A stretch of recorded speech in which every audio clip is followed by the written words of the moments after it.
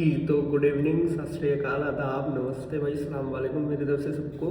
और आज तो भाई मरते मरते बची है इंडिया, जो भी है।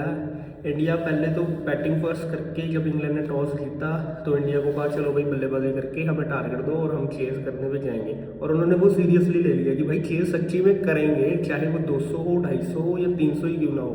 ये जैकब बैथल ने आज बता दिया। जो जैकब बैथल ने रेल बनाई है आज इंडियन बॉलर्स की, भाई बुरा हाल करा, बहुत ही बुरा हाल करा। और शुक्र है भाई कोई कि इंडिया विनिंग कॉम्बिनेशन के साथ ही अपना गया था, इंस्टेड ऑफ कि कुलदीप यादव को अंदर डालना या कोई भी बॉलर को या बैटर को बाहर नहीं निकाला। वो बहुत ही सही डिसीजन था मैं मानूंगा, क्योंकि वानखेड़े की पिच बिल्कुल फट्टा पिच थी, बिल्कुल ही फट्टा पिच थी। मतलब कि इतना हाई स्कोरिंग मैच, ना कोई बॉल टर्न हो रही थी स्पिनर की खास करके, ना कुछ। और छोटा ग्राउंड, ऑब्वियसली हमने आईपीएल में देखा है कि कितनी ही हाई स्कोरिंग मैचेस हुए हैं यहाँ पे। अभिषेक शर्मा नो डाउट फिर नहीं चला आज, 9-10 रन बना के वही 8-7 गेंदों में जल्दी आउट हो गया। उसके बाद संजू सैमसन ने आज फिर बता दिया कि भाई मुझे बिठाने वाले लोग अब कहाँ पे हैं। अब मैंने इतने आपको पहले वेस्ट इंडीज़ वाला मैच जिता के दिया, और अब आज ये संजू की ही बदौलत है कि इंडिया को बढ़िया स्टार्ट मिला। उसके बाद तभी तिलक वर्मा, हार्दिक पांड्या, शिवम दुबे के बल्ले खुले हैं। अगर ऊपर से संजू सैमसन की विकेट यहाँ पे चल जाती और इंडिया यही 200 भी स्कोर अगर मरमरा के करता तो आपके सामने है भाई। जैकब बैथल तो आज पूरा पूरा गर्म आया था। और उसके बाद फिर अगर यही स्कोर अगर 190 से 210 के बीच में भी इंडिया देती टारगेट, तो भाई ऊपर से फिर ये शॉट या बटलर फिर वो बेवकूफ़ी नहीं करती ज़्यादा तेज़ खेलने वाली। यहाँ पे जैसे बटलर के बल्ले पे नहीं आ रही थी गेंद, क्योंकि वो उसकी थी, मुझे था अंदर से इंट्यूशन कि यार बटलर कुछ करेगा ज़रूर, पर स्कोर ही उसके सामने इतना ज़्यादा वो आ गया था, प्रेशर आ गया था उसके ऊपर। ऊपर से फिल सॉल्ट ने जो शॉट खेल के आउट हुआ जल्दी, उसके बाद अपना हैरी ब्रूक आउट हो गया। तो एक टाइम पे तो लग रहा था भाई ये कि वन साइडेड मैच है। एक टाइम पे तो वही लग गया था कि इंडिया जीत गया, वन साइडेड है भाई, मैच बंद करो, अपना काम काज करो। अब तो बिल्कुल ही फट्टा मैच हो गया, बिल्कुल ही मतलब कि वन साइडेड है। उसके बाद उसने जैकब बैथल ने जो आज गेम बजाई है, 200 के ऊपर के स्ट्राइक रेट से खेल रहा है उसने, सेंचुरी किया अकेले खड़े होके। वो तो भला सैम करन का, वो आज इंडिया की तरफ से एक हिसाब का खेल रहा था। अगर सैम करन वहाँ पे ज़्यादा बॉलें ज़ाया ना करता, थोड़ा तेज़ खेलता, तो यहाँ पे मैच लग गया था इंडिया को भाई, ये मैं बात आपको बता दूँ। और ऊपर से वरुण चक्रवर्ती को जो आज 64 रन पड़े हैं, ओहो बहुत ही कुत्ता करके मारा स्पिनर्स को। तो ये स्पिनर्स की पिच ही नहीं थी, तभी इंग्लैंड ने भी आज रेहान अहमद को नहीं खिलाया था, उसकी जगह शायद जेमी ओवर्टन आए थे वापस। तो यही है। ऊपर से संजू संजू संजू संजू संजू की आज बल्लेबाजी देखने का मज़ा ही अलग था। नो डाउट वो शतक से ज़रूर चूक गया, बट टीम के लिए खेल रहे हैं हम, ना कि इंडिविजुअल माइलस्टोन्स के लिए। तो ऑब्वियसली बात है संजू वहाँ पे मैन ऑफ द मैच भी अब संजू ही हुए हैं। तो बढ़िया एक इनिंग कहूँगा, बढ़िया नेल बाइटिंग मैच ज़रूर हुए यहाँ पे। और यहाँ पे अब जितनी तारीफ की जाए अपनी तिलक वर्मा की, वो पारी की अब अहमियत पता लग रही है। वो 7 बॉलों में आई थिंक 21 जो बनाए थे तिलक वर्मा ने वहाँ पे नीचे से। उसके बाद जब 1 डाउन के बाद जब विकेट आई थी अपनी उनकी संजू सैमसन की, तो उसके साथ अपने स्काई के साथ अपना दुबे ने जो इनिंग्स बिल्ड की थी, वो बहुत अहमियत रखने वाली इनिंग्स थी। संजू के साथ सॉरी अपनी दुबे ने जो बनाए थे 40-45 रन। उसके बाद स्काई ने भी आए और थोड़े से 1-2 शॉट खेले और वो भी स्टंप हो गए थे। उसके बाद अपना हार्दिक पांड्या ने ज़रूर खेला बढ़िया, पर वो रनआउट 2 रनआउट जो नाजायज़, मैं कहूँगा दुबे वाला रनआउट तो था, बट चलो हो जाता है मिसकम्युनिकेशन। पर वो आज आपको लगा सकते थे वहाँ पे जो 2-3 बॉलें डॉट हुई, थोड़ा सा इंडिया में प्रेशर आया था जब बल्लेबाजी करते समय। मैं कहूँगा जब अपना दुबे रनआउट हुए, उसके बाद हार्दिक ने आगे 2 बॉलें डॉट खेली, अपना टाइम लिया, पर वो कहीं ना कहीं आपको कॉस्ट कर सकती थी चीज़ें। बट लेटर ऑन हार्दिक ने वो कवर करा, बड़े शॉट खेले, तो वहाँ पे इंडिया बची भी 7 रनों से है। ये मैं आपको बता दूं, सिर्फ 7 रनों से आज विक्ट्री मिली है इंडिया को, 250 प्लस स्कोर लगाने के बावजूद। तो अब आप खुद समझ लीजिए, मैंने इंग्लैंड का आपको पहले भी कहा था, इंडिया फेवरेट ज़रूर है, पर इंग्लैंड को हम कम नहीं आंक सकते। और वही इंग्लैंड ने करके दिखाया। पहले स्टार्टिंग में 3 विकेटें गिर गई तो लगा कि बिल्कुल वन साइडेड मैच हो गया, कि बटलर भी गया, सॉल्ट भी गया और हैरी ब्रूक भी गया। और बेथल का तो किसी को पता ही नहीं था कि भाई ये बेथल भी कहीं क्रिकेट खेलता है, बढ़िया करता है, ये करता है, वो करता है। ये तो हाँ भी आएगा 10 15 20 ज़्यादा से ज़्यादा 40 50 मार लेगा, पर ये अकेला ही इंग्लैंड की टीम को लेके बैठ गया था। ये मैं आपको बता दूँ, ये फाइनल की टिकट के लिए बस पहुँचने ही लगे थे कि कहीं। और वो सैम करन का जो बयान था कि भाई मैं इंडियन ग्राउंड को साइलेंट वगैरह जो उसने बयान दिए थे वो भी कहीं ना कहीं सच होते साबित हो सकते थे। पर वही बात है कि वो सैम करन ने खुद तो कुछ नहीं किया खास, गलत शॉट खेला एंड पे, प्रेशर सिचुएशन लास्ट ओवर जो था अपना 18वां ओवर जो उसने गलत शॉट खेला, बिल्कुल ही मैं कहूँगा बेवकूफ़ाना रिस्क लिया। उससे पहले अगर रिस्क लेके आउट हुए थे तो मुझे था कि ज़्यादा सही होता, कि जो उसने सिंगल कर रहा था और सारा प्रेशर बेथल पे डाल रहा था, तो वो मुझे लग रहा है कि बेवकूफ़ी थी वहाँ पे। या तो सैम करन या तो पहले ही थोड़ा सा तेज़ खेल के बेथल को या स्ट्राइक देता, खुद स्ट्राइक पे ना रहता, वो भी नहीं करा उसने, और बॉल्स डॉट करी। तो मुझे लगता है वहाँ पे कहीं ना कहीं इंग्लैंड को कॉस्ट कर गई ये चीज़ें, मैं आपको बता दूँ। पर ये भी था कि नीचे कोई प्लेयर नहीं बचा था इनके पास, तो सैम करन की यही माइंडसेट होगा कि हाँ भाई एंड तक लंबा लेके गए, मैच एंड तक लेके जाएं, जैसे MS धोनी हमारे करते होते थे। तो कहीं ना कहीं उसकी वो भी थिंकिंग हो सकती है। बट फाइनली इंडिया ये एक नेल बाइटिंग मुकाबला जीत गई। पर इंडिया की मैं यहाँ पे कहूँगा कि इंडिया यहाँ पे 10-20 रन अभी भी मुझे लगता है कहीं ना कहीं शॉर्ट रहा, ये मेरा मानना है। आप चाहे जो मर्जी कह लें, 250 स्कोर है, 256 253 जितने भी बनाए इंडिया ने आज, पर कहीं ना कहीं ये मैं कहूँगा कि इंडिया 10-20 रन शॉर्ट ज़रूर रहा है। चाहे वो अब आप कह लो कि ऊपर से अभिषेक शर्मा की वो 8-10 बॉले वो विकेट आके फिर थोड़ा सा स्लो डाउन हो ही नहीं गेम, या फिर वो 2 रनआउट कह लो आप हार्दिक पांड्या के साथ जब दुबे रनआउट हुआ, उसके बाद अपना हार्दिक पांड्या भी रनआउट हो गए थे शायद।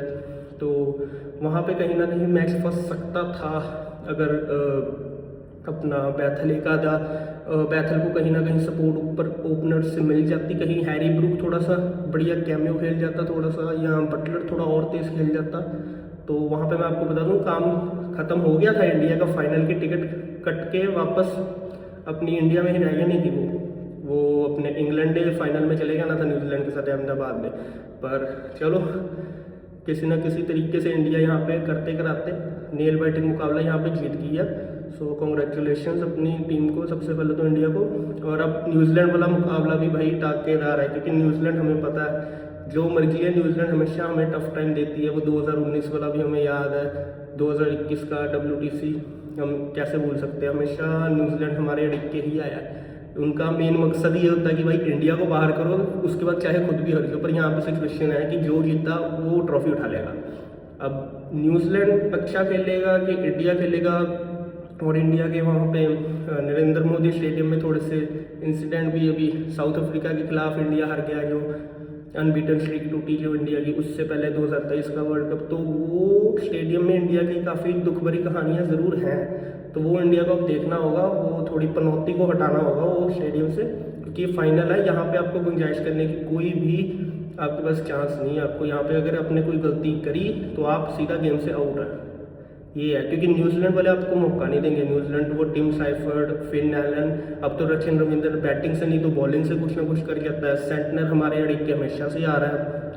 और अगर कोई बात करेगी बायलैटरल सीरीज़ में, हमने न्यूजीलैंड को 1 साइड बेला था, बट वो बायलैटरल सीरीज़ थी। यहाँ पे फाइनल का प्रेशर रहेगा इंडिया पे भी, नो डाउट। सामने कोई भी टीम चाहे साउथ अफ्रीका ही क्यों ना होती, तो यहाँ पे इंग्लैंड आपके गले को आ गया तो ये तो फिर न्यूजीलैंड है। और न्यूजीलैंड बहुत ही सही टीम लग रही है, बहुत ही जेन्युइन टीम है, वो भी फुली ऑलराउंडर्स, उनकी बैटिंग बॉलिंग सब क्लियर है। तो अब इंडिया को यहाँ पे देखना होगा। अभी आपके पास 2 दिन पड़े हैं, गंभीर साहब तैयारी खींच लें अब आप, वरना तो काम खराब हो जाएगा अब इंडिया का। अब मतलब कि एक हिसाब का यहाँ पे हमें पता लगा कि 250 स्कोर भी अब सेफ़ नहीं है। पहले तो हमें था कि स्कोर लगाओ बड़ा और उसके बाद वन साइडेड विक्ट्री मिल जाती थी, बॉलर साहब का कर देते थे। यहाँ पे वरुण चक्रवर्ती को बहुत मार पड़ी, जैसे 64 रन का, और जोफ्रा आर्चर का तो बुरकस निकाल दिया आज। संजू सैमसन ने, तिलक वर्मा ने वो जो मारे हैं शॉट, सारी इकोनॉमी की ऐसी की तैसी कर दी है जोफ्रा आर्चर की। और डॉसन का एक ही ओवर वो, तो उसकी बात ही ना करी जाए तो वो है। 19 की इकोनॉमी से एक ओवर 19 रन का गया था उसका, बहुत ही बुरा ओवर, उसके बाद उसको ओवर ही नहीं दिया। तो कुल मिला के सारे ही बॉलर्स को बहुत ही मार पड़ी, पर जसप्रीत बुमराह ने बता दिया कि भाई मैं वर्ल्ड का नंबर 1 बॉलर क्यों हूँ। चाहे अभी तो चलो वरुण चक्रवर्ती है, पर हमें पता है कि बुमराह क्या कर सकता है, क्या पोटेंशियल है उसका। हमने पाकिस्तान के खिलाफ पिछले साल 2024 में भी देखा था, 120 रन के टारगेट में बुमराह ने रिजवान की विकेट निकाल ली। वो जो कैम न्यूज़ उसने अपने विकेट से अपनी बॉलिंग से जो दिखाया उन्होंने जलवा इंडिया के फेवर में, वो भी मैच डलवाया। और अर्शदीप सिंह की अगर बात करें तो वो भी कहीं ना कहीं उसने भी बचत करा दी आज। अगर हम कहें कि अर्शदीप का स्पिनर होता, कुलदीप यादव होता, तो कहीं ना कहीं यहाँ पे मैच हाँ इंडिया के हाथों से निकल गया था। फिर तो एक आधे ओवर पहले ही इंग्लैंड ने ख़त्म कर देना था, क्योंकि वो तो स्पिनर को बहुत ही बुरा पेल रहे थे। और यहाँ पे ये पिच थी भी नहीं स्पिनर के लिए, ऊपर से छोटा ग्राउंड था, तो यहाँ पे तो स्लोअर वंस ही काम आनी थी, जो कि अपना हार्दिक पांड्या के पास है। वो चालाक बॉलर है, तो उसने हमने देखा कि पहले ही ओवर में आके विकेट निकाल ली। अर्शदीप सिंह ने भी वो वाइड यॉर्कर्स करे, और बुमराह का तो हमें पता ही है, वो तो अपने स्ट्रेंथ पे ही जाता है, यॉर्कर्स हो गए, उसका तो पता ही है कि भाई बुमराह को मार मारनी इतनी सौखी नहीं है। तो कुल मिला के इंग्लैंड ने well played England, but later hard लग रहा कि यार वो उसकी सेंचुरी कंप्लीट होने के बाद भी वो बेचारा मैच नहीं कंप्लीट करके जा सका। बट ठीक है, अब न्यूजीलैंड के साथ है, अब आपको हथियार पूरे कसने पड़ेंगे अब, क्योंकि एक डेढ़ महीना जो आपने अपनी तैयारी की है इस वर्ल्ड कप की, अब आपको उसका रिजल्ट है। ये लास्ट है, डू और डाई मैच है बिल्कुल। जो जीतेगा वो ट्रॉफी उठा लेगा फाइनल की, है मैं आपको बता दूँ। और वहाँ से न्यूजीलैंड भी पूरी टीम तैयार बैठी है, आपका इंतज़ार कर रही है। वो तो पहले ही जाके बैठ गई हुई उधर। और अब इंडिया को अपना देखना होगा यहाँ पे कि क्या आपकी गलतियाँ आ रही हैं बॉलिंग में। अभिषेक शर्मा को देखना होगा, अपने ऊपर काम करना होगा भाई। अभिषेक शर्मा के मुझे चाहिए यहाँ पे रन ऊपर से, क्योंकि अब 2 मैच आपको संजू सैमसन ने बढ़िया तरीके से निकलवा दिए हैं। और अगर भगवान ना करे अगर कहीं ना कहीं संजू सैमसन की विकेट ऊपर से गिर जाती है और अभिषेक शर्मा तो आगे ही आउट ऑफ फॉर्म चल रहे हैं, तो फिर यहाँ पे दिक्कत आ जाएगी भाई इंडिया को। फिर न्यूजीलैंड वाले आपको मौका नहीं देंगे कवर अप करने का, जहाँ से चाहे आप ईशान किशन पे प्रेशर देख लें, फिर आप नीचे से तिलक वर्मा और सूर्य के रन फिर नहीं आ रहे हैं। ये 8-9 रन 10 रन इनसे तो कुछ नहीं होगा। हमें सूर्य के रन भी देखने हैं, सूर्य और अभिषेक को यहाँ पे कुछ देखना होगा कि आप खाली कैप्टनसी के सिर पे स्काई भी नहीं चल सकता। और अभिषेक शर्मा को अब यहाँ फाइनल में कुछ बड़ा करके दिखाना होगा। मैं तो यही कहता हूँ कि भाई युवराज सिंह को दोबारा से फ़ोन करके थोड़ा सा पूछो उनसे कि भाई कहाँ पे गलतियाँ हो रही हैं, क्या प्रॉब्लम आ रही हैं। तो कोच बैठे हैं आपके पास, गंभीर बैठा है, बैटिंग कोच बैठे हैं आपके पास, उनसे बात करो, अपना प्रॉपर टाइम दो आप। और अब आपको फाइनल में कुछ बड़ा करके दिखाना होगा, क्योंकि संजू सैमसन के पे जो चीज़ें थी उसने तो क्वार्टर फाइनल और सेमीफाइनल में आपको करके दिखा दिया है। एक बारी 97, एक बारी 80+, 85+ की इनिंग खेल दी उसने। तो अब ये नहीं आप कह सकते कि अब हर बारी संजू ही बना के देगा तो हम आगे कुछ करेंगे।